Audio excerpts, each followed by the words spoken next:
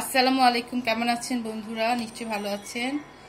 আমি আপনাদেরকে আজকে সিঙ্গারা বানিয়ে দেখাবো। প্রথমে রুটি বানিয়ে নিয়েছি, একটা লম্বা করে একটা রুটি বানিয়ে নিয়েছি। আমি যেভাবে বানাই দেখাচ্ছি, খুব সহজ, সবাই পারবেন। মাঝখান দিয়ে আমি কেচি দিয়ে কাটছি, আপনারা ছুরি দিয়েও কাটতে পারবেন, কোনো অসুবিধা নেই।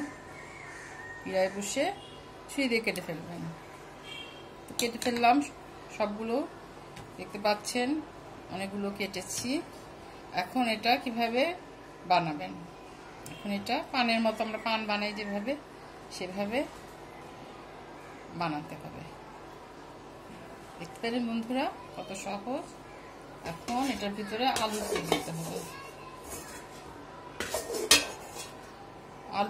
আলু ভাজি করে রেখেছি, সেই আলু ভাজি দিয়ে দিলাম।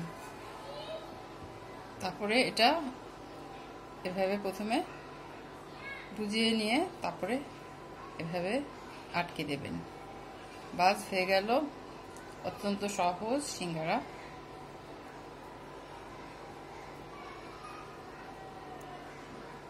এটা ভাজবো।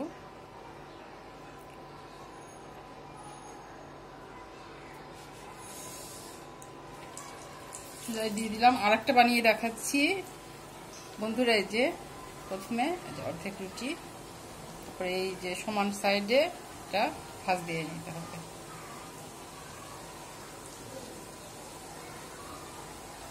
আমরা পান যেভাবে ভাজ করি সেভাবে।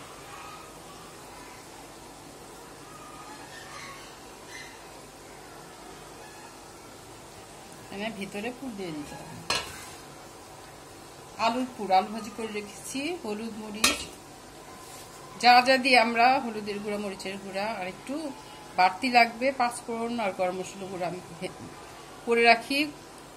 কোনো কিছু বানানোর জন্য সহজে আপনারা করে রাখবেন, তখন চট করে বানিয়ে ফেলতে পারবেন। সিঙ্গারা, আচার সব কিছুতেই পুরটা লাগে। এই পাঁচফোড়নের গুঁড়া আর গরম মশলার গুঁড়া লাগে। দেখলেন বন্ধুরা, বানিয়ে ফেললাম সিঙ্গারা।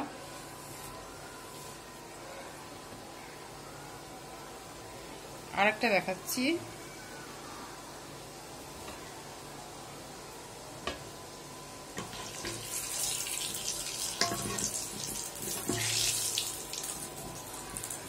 বন্ধুরা দেখতে পাচ্ছেন সমান সাইডে প্রথমে পানের মতো করে ভাগ দিয়ে নিতে হবে।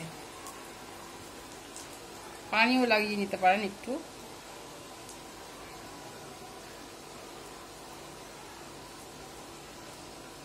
তারপরে আলু ভেজে গোল গোল করে রেখেছি। তারপরে এভাবে প্রথমে পিছনে আটকে দিতে হবে। তারপরে এটা সহ এই পুরাটা সমান করে আটকে দিতে হবে।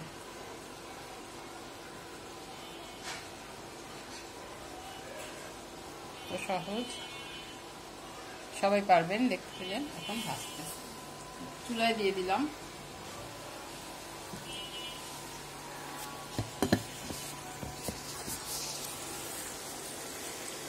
দেখতে পাচ্ছেন বন্ধুরা কত সফল হয়ে গেছে মজাদার সিঙ্গারা। বাসা সকাল বিকালে নাস্তায়, টিফিনে বাচ্চাদের এই পুষ্টিকর মজাদার খাবার দিয়ে দিতে পারেন। সবাইকে আমার এই সিঙ্গারা রেসিপি দেখার জন্য অনেক অনেক ধন্যবাদ। ভালো থাকেন, সুস্থ থাকেন। আল্লাহ হাফেজ। আসসালামু আলাইকুম রহমতুল্লাহি ওয়া বারাকাতুহু।